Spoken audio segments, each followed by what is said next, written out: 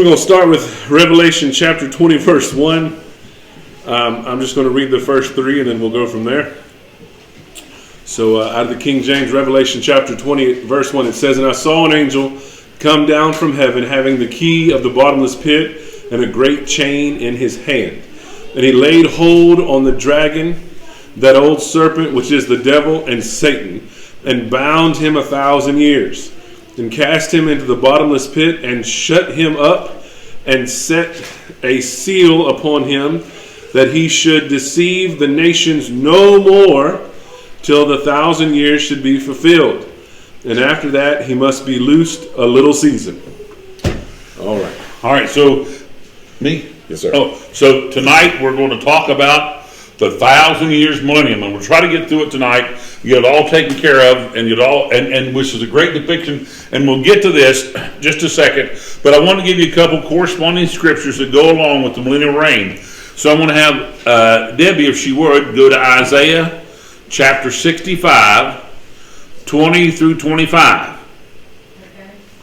And then Jimmy, if you'd go to Isaiah chapter 11, 6 through 9. Take your time. We're just going to read a few verses.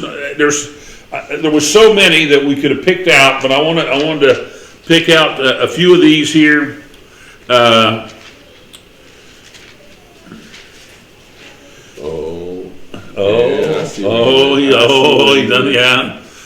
Just talk about what it'll be like during this 1,000 years on the earth, and we'll talk about that, and then we're going to talk about the old devil, and we'll talk about all kinds of things. We got another one, Isaiah 11. Okay. Where's it at? There it is. Yeah, I see that. All right, Debbie, you have everybody. Jimmy, you got Isaiah chapter 11. Okay. And Debbie, you got Isaiah chapter 65. Mm-hmm. All right, Debbie, Isaiah 65, 20 through 25. No longer will babies die when only a few days old. No longer will adults die before they have lived a full life. No longer will people be considered old at 100. Only the cursed will die that young. In those days, people will live in the houses they build and eat the fruit of their own vineyards. Unlike the past, invaders will not take their houses and confiscate their vineyards. For my people will live as long as trees, and my chosen ones will have time to enjoy their hard-won gains. They will not work in vain, and their children will not be doomed to misfortune. For they are people blessed by the Lord, and their children too will be blessed. I will answer them before they even call to me. While they are still talking about their needs, I will go ahead and answer their prayers. The wolf and the lamb will feed together. The lion will eat hay like a cow, but the snakes will eat dust. In those days, no one will be hurt or destroyed on my holy mountain. I, the Lord, have spoken. Now we'll talk about this scripture a little bit. Go ahead. That's fun stuff. Go ahead. We'll talk about this scripture a little bit. Then we're going to go to Jimmy in chapter 11. Okay, so it says, no longer will babies die when they're a few days old. No longer will adults die after they lived a full life. And those days, where it was 100 years at, no longer will people be considered old at 100. Okay. Is this talking about today? No, of course not. People that are 100 are old. If they live to be 100, they're old. Yep. Babies still die at a very young age. Yes. We'll get down to the bottom of this. The wolf and the lamb will feed together. The lion will eat hay like a cow. Is that happening today? No. Okay, so you know this is not talking about today's world. Well, is this heaven? People ain't going to die in heaven at all, is there? Death's gone. So this is not heaven because people still are dying here. So this is not today. This is not heaven. That's right. So it's very easy to say, this is the millennial reign. This is what's going to happen in this 1,000. Now, if you got anything, go throw it in there. Go ahead. So we can know this is a man's 100 years old. People will live as long as trees. Yes. How long do trees live? Hundreds of years, see? So we know that the lion is a lion. We know lions ain't eating hay with cows nowadays, you know. We know there's people still invading people's lands, still taking people's homes. There's still wars going on. There's still things happening. So this is not today's time, and this is not heaven. Because heaven, there's no death. The death's going. There's no invaders. This is not heaven. So this is the millennial reign. Okay, Jimmy, if you would go over there to Isaiah chapter 11, and we'll start with verse 6. Just read 6 through 9. Okay.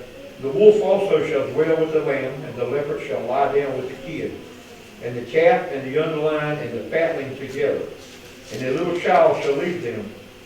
And the cow and the bear shall feed; their young ones shall lie down together, and the lion shall eat straw like the ox. And the suckling child shall play on the hole of the asp, and the weaned child shall put his hand on the cockatrice den. They shall not hurt nor destroy in all my holy mountain, for the earth shall be full of the knowledge of the Lord as the waters cover the sea. Okay, so I'm gonna read it out of this, but that's very, very good. So listen to this. And that day the wolf and the lamb will live together. Is that today's day? No. The leopard will lie down with the baby goat. No. See? The calf and the yearling will be safe with the lion. Not any lions I know. And the little child, the cow will graze with the bear. No. The cub and the calf will lie down together. The lion will eat cow like a hay. That was in the other one. The baby will play safely in the hole of a cobra. That said an asp, I think is what it said, but it's a poisonous snake. Yes, the little child will put his hand on a nest of deadly snakes without harm. The little child, is that here today? No. See, so again, there's scriptures in the Bible that talk about this 1,000 years.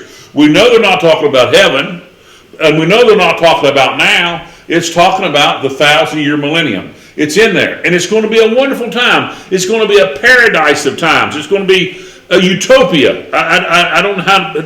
God is going to make this earth the way He wanted this earth to be, and me and you are going to be there. I mean, me and you are going to live there.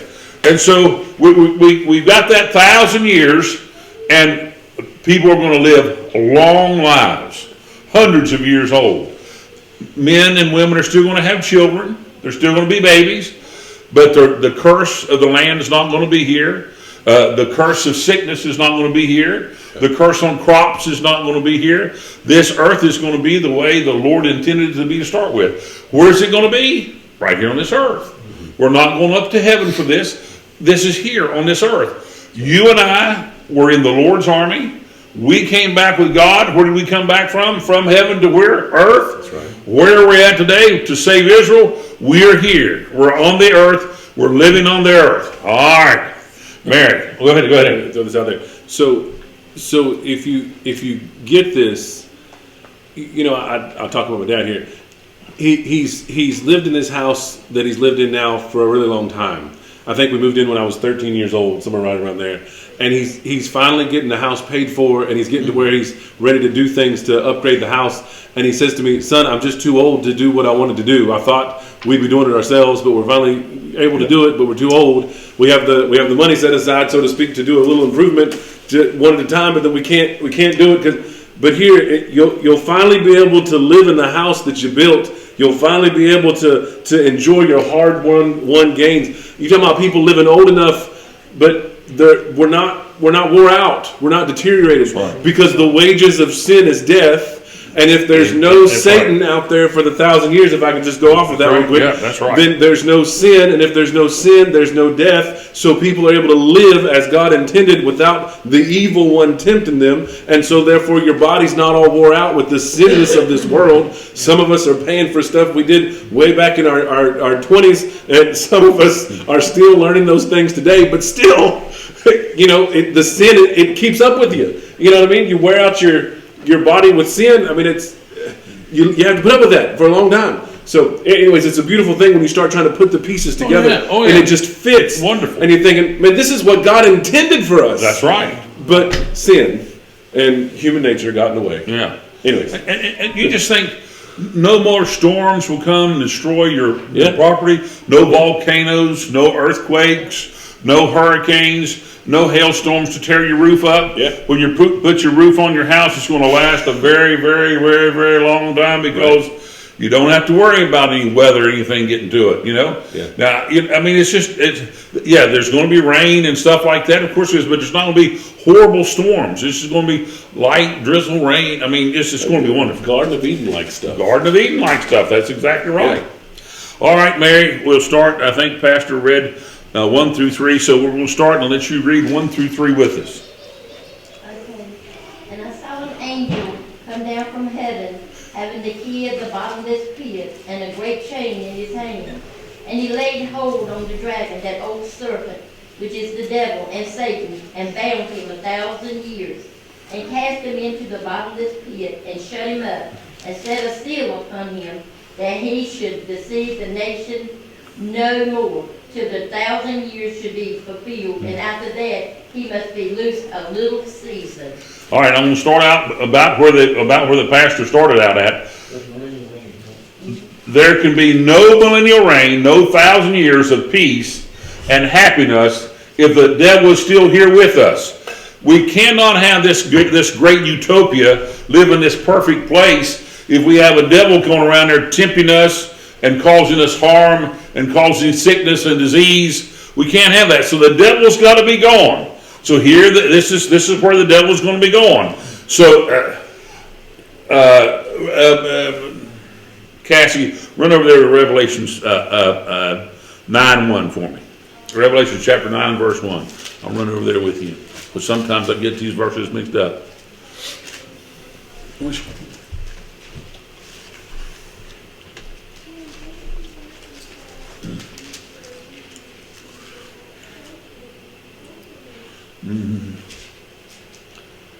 Then the fifth angel blew his trumpet, and I saw a star that had fallen to earth from the sky, and he was given the key to the shaft of the bottomless pit.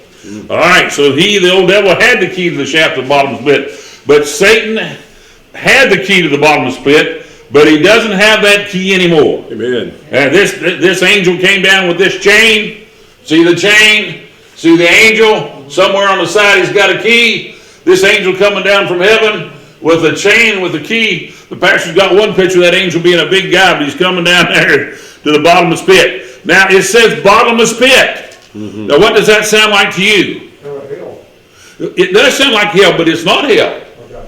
You know, but it's not, see? Because it's a bottomless pit. Okay. That means when you get thrown in that pit, there's no bottom to it. Okay. The devil's going to be falling in that pit for 1,000 years. I don't know how big that pit is. I don't know how deep it goes, but it's a bottomless pit. And he's going to get thrown in there, and he's going to be in a falling motion every which way for 1,000 years. Wow. Now, he's going to get thrown into hell at the end of the 1,000 years, but he's going into a bottomless pit. Now, think about that. That's what the Bible says. It doesn't say that pit's so deep. It says bottomless. Okay. Bottomless pit. The key to the bottom, but always falling, but never reaching the bottom, never getting to the bottom. And again now, guys, this guy's got this chain. Now you think about this, Cassie. This guy's got this chain. He's coming down there and he's going to grab a hold of the old devil and chain him up. Would you say, can I help you? Can I give you a little assistance? That old devil's giving me diabetes and all this other stuff, and I'm having trouble getting my medicine and all this, and we know whose fault that is. Can I assist you in this endeavor? and put my foot on that one end of that chain and then pull that chain as tight as I can pull it, and laugh about it. Ha, ha, ha. See, I mean, has he ever, like, the only time that we see it, the Bible talks about, I saw Satan fall like lightning from heaven. Like Jesus throws this one verse in there in the midst of all the stuff going on with these disciples are returning. But it makes me think, besides that one time, has he ever experienced falling? Like he was kicked out and fell, but he can fly. Yeah. You would never need to fall if you can fly. I mean, I'm just thinking about this. This guy's been flying around in this sense right. all this time, and the only time he's ever fell is when he was thumped out of heaven by God and was cast to the earth. I mean, I'm just saying, now he's going to get chained up and he's just going to be dropping, just That's wrapped in a chain, dropping. That's just His wings can't work when he all chained up, can That's it? just, As I say, the Lord has clipped his wings a little bit. I was thinking the wings clipped. Yeah, That's- his chain can't. He can't fly going down through there. He can tumble. Yeah. Wow. Don't know how wide that thing is. Don't know how wide that pit is. He might bump off on one side to the other. I don't know. Let's see, where was that here? After the 1,000 years is over, Satan will release from the bottomless pit to deceive as many as will follow him. Remember, we're living in paradise, but yet Satan will still deceive many. Now think about that. You won't, and we're going to talk about that. This is not. We're going to talk about that a little bit more. But Satan is going to deceive many after the 1,000 years, after living in paradise, living in utopia. God is going to find out. Do you truly want to follow me? The Bible was talking about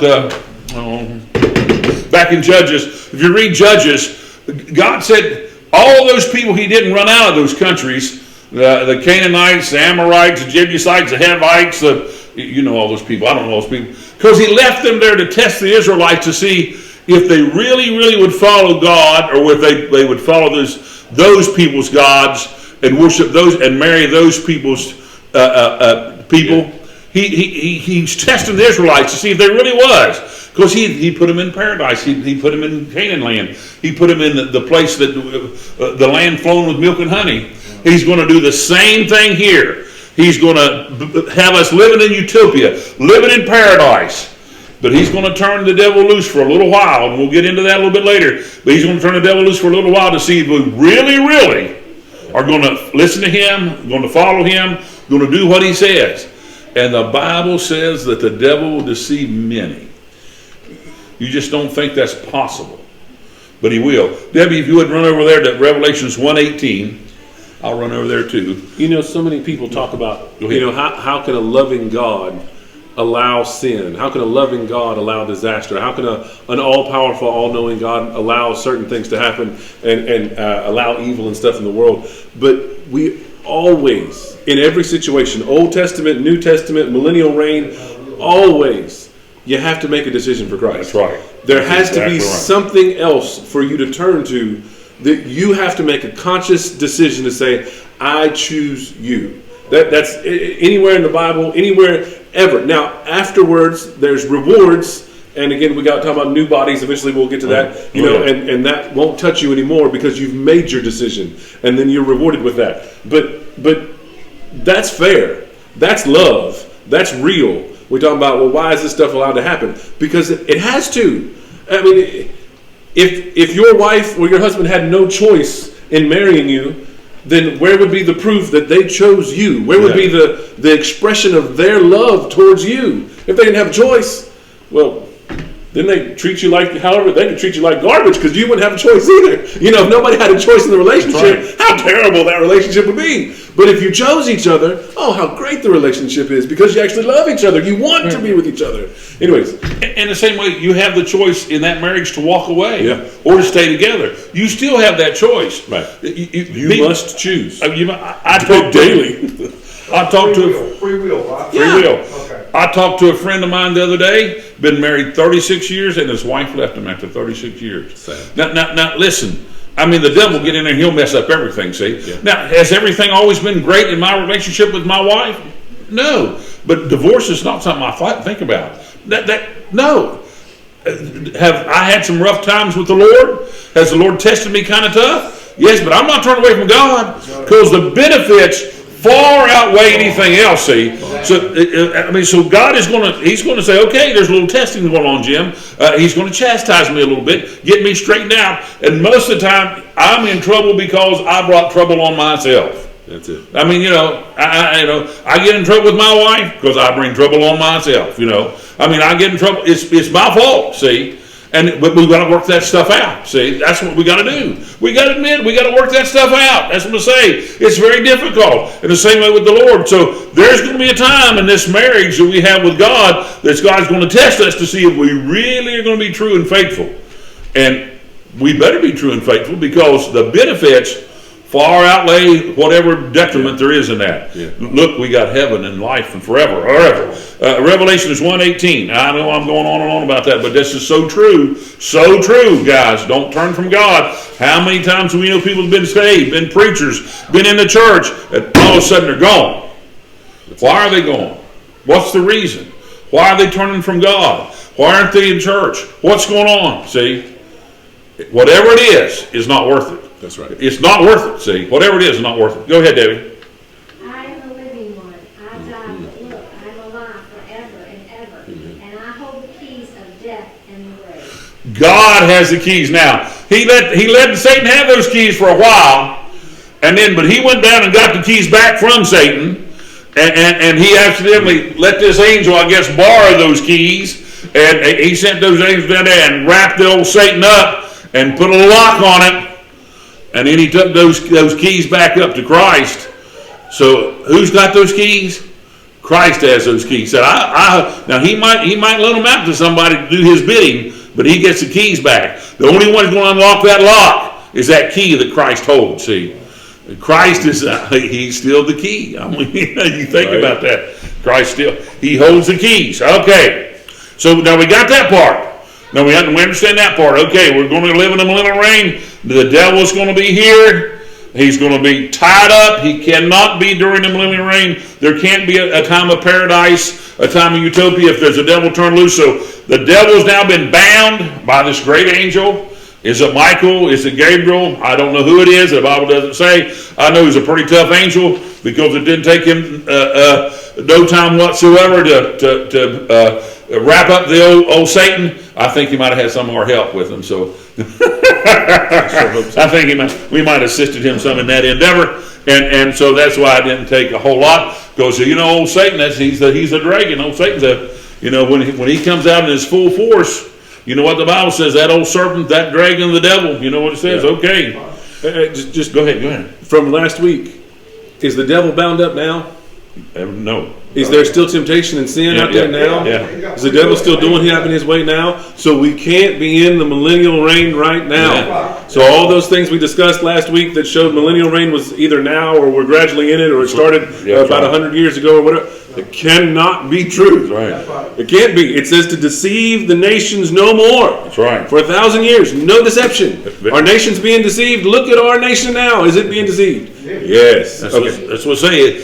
Very good. Has any babies died from last week to this week? Anybody living as long as trees? Yeah. Has anybody under 300 years old died? Yes. Has anybody been robbed? Has anybody house been invaded? Right. Has there been any catastrophe storms or stuff? Is there still coronavirus going on? Is there still the plague? I can't get into all that. If I do. I know. 8:22. Well, we'll do verse 4. Whatever you want to do. Do you want to do verse 4? We can. Verse 4 starts here and goes over to. I got plenty of pictures to show. All right, show a few pictures here. Okay. Yeah, because verse 4 goes on a long time. Because we got to understand verse 1, 2, and 3, and we then got to understand verse 4. I mean, we got to take these things slowly so we can understand the millennial reign, because people get all confused about the millennial reign, and it's really not confusing at all. It really is not. All right, Pastor. Oh, my. You explain these pictures to us, but oh my sakes, that's the one. So this is the one because I don't know our speaker is up there. I mean, our microphone for the video is up there, so I'm going to put this like this. Sorry, so we have some sound. So this has it's supposed to be an angel up here up top. It's supposed to be a depiction of Satan, the dragon, being tossed. I don't really care for this picture in this part. It's the stuff on the sides of the pit. In my mind as a kid, I always had him just falling in a smooth, bottomless black hole type of a thing. But as of last week, as Dad was talking about it, and we were talking about it, I pictured things sticking out on the sides, and him bumping his way all the way down this pit that never ended, hitting the left side, hitting the right side, hitting a rock or a thorn or a jagged edge or whatever, and just getting bruised and beat all to pieces while he was falling. So that's what I was more looking on the pit part of this picture, not anything else. I have no idea what the pit's going to look like, but in my mind, it's full of mess to hit now. Let me tell you. All right. Back to that one. See how they got his wings tied down? What's this one? See, they got his wings tied down here, chained down. I mean, he's bound. They got him down there on his feet pretty good, but they got him up here with one chain. I look for several wraps of that chain, but that's all right. That's all right. Good job. All right. Then there's this one again. That's a good one. That's a good one. Yeah. So he's chained up. There's a I guess an angel figure with the crown. Not sure about all that, but there's multiple heads on this dragon with multiple horns. You know, that kind of goes along with some of the things we've seen in the back few chapters of Revelation. So it looks like the earth is opening up for maybe a bottomless pit to start here, and there's some destruction of the world back behind them. That looks to be the Dome of the Rock sitting right there. Just saying. Probably is. Interesting, and somebody's interesting thought there. And look at his old tail, how far his tail goes. Oh, yeah. See that big old dragon's tail? Yeah, and the guy's got him wrapped up. Again, I think there's going to be more wraps to that chain. He got a little chain part up here and part down there. I think it's going to be more than that, but that's the old dragon. See, that's the old devil. So that's a good depiction of, I mean, he's a big beast, you know. Good job. This one here is, I got this one. I really like the fact that whoever this angel is that's wrapping up the devil is massive. Oh, yeah, yeah. It's huge. All you can get is his leg in the picture, maybe from the waist down. And then, of course, the devil going down the hole, down in the pit, you know, not wanting to, the look of despair on his face. But he's grabbing the chain here. He doesn't really look wrapped up in this chain. He's just kind of there. It's not... Ain't got him wrapped up yet. No, it looks like there may be a bunch of keys here. I don't quite know. Let's see here. Was there a key in this? I don't see this guy. He didn't have a key. And did this guy have a key? I don't know. All right, we'll move on. Here we go. So. Oh yeah, he got his key. Yeah, there's his key. Yeah, this guy, he's got the key in his hand. He's holding the key up. And the devil doesn't look like the angel's not too big, the devil's not too big, but again, the trying not to go into the pit. This is the pit down here. Yeah. You know, that he's being drugged into this pit, and he doesn't want to go, and he's clawing and scratching his way to not go into this terrible thing. And the angel, of course, is pulling him in. He has no choice. He's going to go in the pit. Oh yeah, he's dragging him in. Now this is pretty good. Just as far as the amount of chain around this dragon. Yeah. You got this big old guy, this angel up top, and he's wrapping the dragon up, and the dragon is already, looked like he's already fallen. He's on his way down. You know, he's rolling on his back. The chain is wrapped up around him. There's no escape in this picture. It's over. He's pulling it tight, isn't he? He is. He's pulling it tight. Yeah, he's pulling that thing as hard as he can. So I thought that was pretty good. And of course, back to our original. Yeah. So, just a few depictions of various different people's ideas of what this could look like, and that's pretty good. Very, very good. All right. Any questions about that part of Revelation? So we're going to get into something. Again, we're going to get into something that once I should say, but once we teach it, you're going to see it like, oh, it's going to be that easy. See. Once we teach it, the people said they're all confused and stuff, then we'll just explain it, and when you explain it, you say, wow, that's the easiest can be. See, that's the way this is here right here. Once it's explained about what's going on, it's pretty easy, isn't it? Pretty simple. The old devil's going to get bound for 1,000 years and thrown into a bottomless pit. Now that you've seen it and it's explained to you, hey, that's pretty simple. Why people get this all confused, I don't know, but they do get it all confused. Yes, it starts with them being chained up. Yeah. Very good. Yeah, that's exactly right. Yeah. Yeah. I understand it better now. That's good. I'm glad y'all put it in perspective. And it doesn't end until he's let loose, which we'll get to that roughly, I think, verse 7 or something. But yeah, we'll get there. Yeah. Yeah, we'll get there. I don't know how long it'll take. But I think, Debbie, help me. Millennial Ring goes to verse 6. And then verse 7 starts another part. So we have a couple more verses. Okay. But it's going to take a long explanation to get these verses out. God puts a lot in these verses, but they're easy to explain because now he assumes you're reading Revelations because you've read all the Bible, and now you're in Revelations reading chapter 20, verse 4, and he figures, I don't have to explain it all to you again. You should know it all by then, see? And and that's what it is. So we're going to explain it to you. Hit a few verses. We're not going to hit many, but we're going to hit a few verses, and just like we did here, that you'll see, oh, okay, you know. So that's why Revelations is difficult for people to understand, because there's 65 other books in the Bible you should have read and got down before you got there. And people need to see that this is 1,000 years in the matter of 6 verses. Yeah. I mean, when you look at like reading Genesis and you say, oh, well, Genesis just, I don't know, 50, 60 chapters, whatever's in Genesis, that's not too long. No, those were thousands of years and several hundred years sometimes between a few chapters. You got to pay attention. So, I mean, in 6 verses, we're going to have the 1,000-year millennial reign starting and ending. Yeah. I mean, that's, yeah. And I pay think attention to how the Bible works, because you're reading years of history here. And you have to count it, because I can't remember now, but I think he says 1,000 years. John tells us 1,000 years 6 or 7 times in those 6 verses. Oh, does it? He says 1,000 years. He means 1,000 years. So when you read it, it's 1,000 years is what he says. 1,000 years. Yes. Yeah. Literal translation of what is being said. Yeah. That's what it's saying. All right. Oh, like. Go get. Yeah, Debbie, tell me. She told me like. Did you tell me anything else? Like, share, like, share, and subscribe. Ooh, thank you.